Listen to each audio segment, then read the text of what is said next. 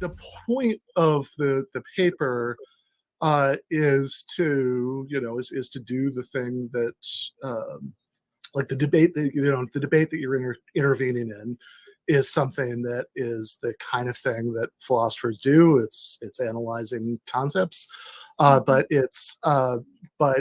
obviously in a very politically relevant way, especially because in some of it you're engaging with people who are worried that people who are saying the kinds of things that you're interested in saying are class reductionists, which is probably a phrase that some people watch or listen to this have heard thrown around before.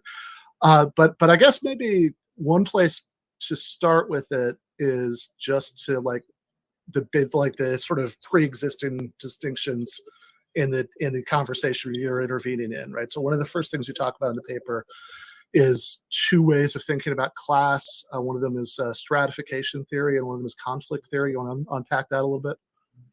Yes. So I'll actually take a little bit more of a step back Sure. with the debate that I'm intervening in, because when I start talking about different theories of class conflict, part of what or class, not even class conflict, is part of what I'm doing is making philosophers aware that there actually is a debate about what class is. So what I'm trying to accomplish in the paper is to have a better idea of how class shapes a broader terrain in which various social oppressions and perhaps indeed other forms of domination take place. You can't do that unless you have a workable concept or a social theory of class. And so what I started to notice is that people who would talk about class reductionism, notably feminist philosophers, philosophers of race, they seem to never talk about different ways of understanding class. And so what started to emerge as a graduate student, I realized that people had very robust and competing and different ideas about gender and race and what they are. Nobody had any competing ideas of what class is. And so I started realizing that there's this trifecta called class, race, and gender, and only one of those terms is underspecified or not actually understood as a theoretically robust problem. We seem to all just use the word class like we know what it means. And if you take a step outside of philosophy, you'll find that there actually is a conceptual and social theory debate about what class is, and depending on which social theory you agree with, you're going to have different empirical results if you're a sociologist or a political scientist. So to answer your question, there's a couple different theories of class. The dominant ones are stratification theory and class conflict theory. Class conflict theory is more similar to what people on the left probably know about when it comes to talking about Marxism or the socialist tradition, where you talk about there are workers and there are capitalists, there are employers and employees, and they engage in conflict. And the structural positions of these people tell you something about their interests, what they're going to do, what they have to get what they want, which is the way Eric Olin Wright puts it, which I always find helpful. But stratification theory is actually the dominant way of thinking about class. So if you're on the left and you are a fan of Ben Burgis, you're probably like, aha, I already think about capitalists and workers. That's how we think about class. But the alternative view is actually the one in the social sciences that is dominant. And it's a view of thinking about class as having basically an infinite number of types. So you can determine class by someone's income bracket. So everyone has seen graphs in which, depending on where you put the cutoff, maybe it's $100,000, $200,000, $300,000. People under that are middle class, and people over that are the 10% or the 1%. So you can imagine these bar graphs in which income will kind of create a different class schema for you, depending on what you're interested in showing. You can do it by education. You can do it by lifestyle. You can do it by access to various forms of what are called human capital, like networking and so on. So for the most part, in political science and in sociology, that's how people think about class. They contest kind of the variables to use. And class conflict theories, which are associated with the Marxist tradition and sometimes with Max Weber, are theories that think about class as a categorical thing.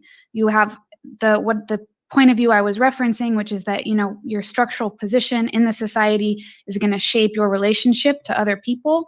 That's class conflict theory. And then I started, we can get into other points that I make in the paper.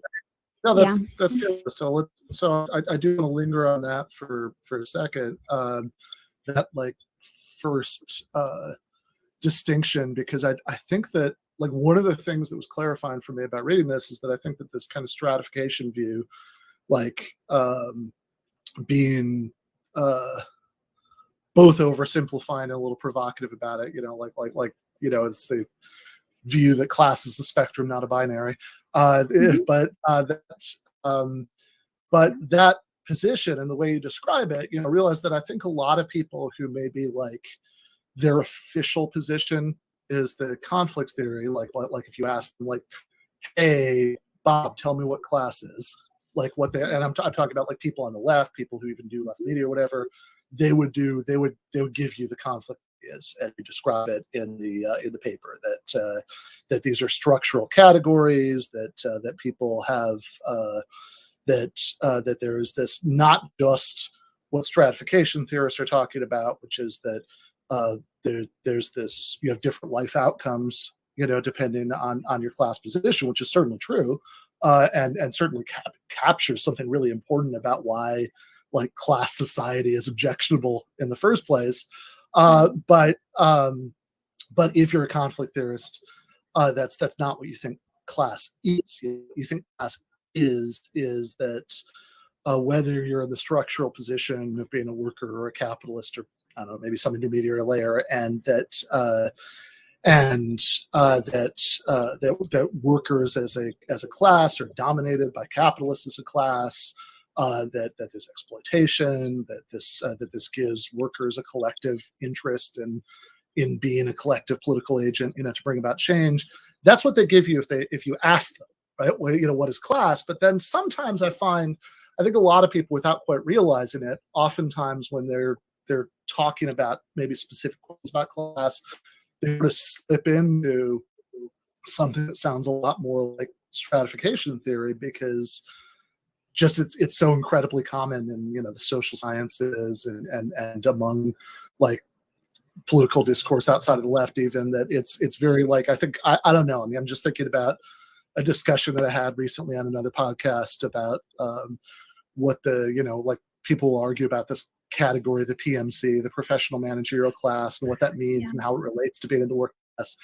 And that suddenly gets like, that discussion very quickly gets like very, very stratification theory-ish. So if nothing else, it seems like there's something useful about just putting labels on these things, so we at least know like what categories we're at least aware of what categories we're using.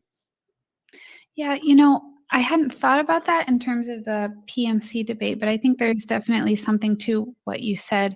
I want to kind of go back to the first set of things that you said, which is that depending on how you think about class, it's going to matter to you differently. So if you just think that class is lifestyles or a certain set of cultural attitudes or even morals, right? Maybe that's how some people describe the PMC. The significance of that is going to be very different than if you think that the class structure gives these people a certain kind of leverage over others or vis-a-vis their employer. And the way that this has usually been cashed out, like normatively, like when we say what's wrong with capitalist society, is that people who think in terms of stratification theory think the problem is inequality. And they think that we're talking about relative advantage or disadvantage. So this is like most of the privilege discourse. Yeah, like this is people have unjustified advantages, arbitrary disadvantages, but it has a long history in the way liberals think about inequality. What we want to do is get rid of the morally arbitrary inequalities, but other arbitraries might be justified and acceptable. So that's what we debate, whether or not inequality is justified.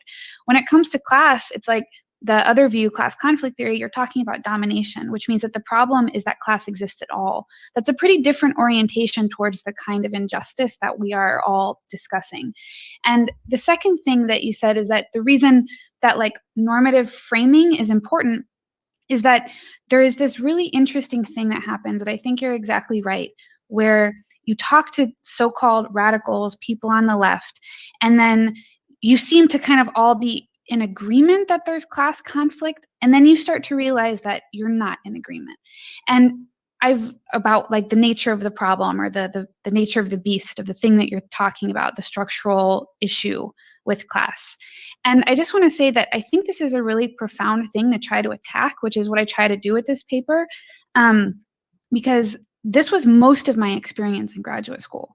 Like, you read people who seem to kind of take for granted, like, the things Marx says about capitalism. You know, they read volume 1 of Capital, various other writings, and they're like, yes, this seems true. You know, basically there's a class of workers and there's a class of capitalists, and they seem antagonistic. And then they repeat this, and then they keep saying things like, but this can't explain. This can't explain. We need to go beyond this. This is too simple. This can't explain. And then you start realizing that there was a generation of people that entered the academy from the New Left that kind of took for granted these like socialist leaning ways of thinking about class, but didn't develop them, evolve them, didn't remain interested in class. And so as the discourse prevailed, what ends up happening is that you're not talking about class. Class is just in the background. You're talking about race, gender, sexuality, other things. And then because you haven't taken a look at the concept you're actually mobilizing, you end up relying on a stratification theory of class anyway, because for some reason that didn't get developed. And realizing that there's a substantive problem with that is actually probably one of the most difficult things about getting into these debates, because people seem to agree that there is a class structure, but they don't mobilize any relevant idea of class that would lead you to think that class is actually playing a role in their analysis of the world. And so then kind of getting behind that awkward, wait, you said you agree with Marx, but you don't agree with Marx. That's like something I'm kind of trying to hope to clear the air on.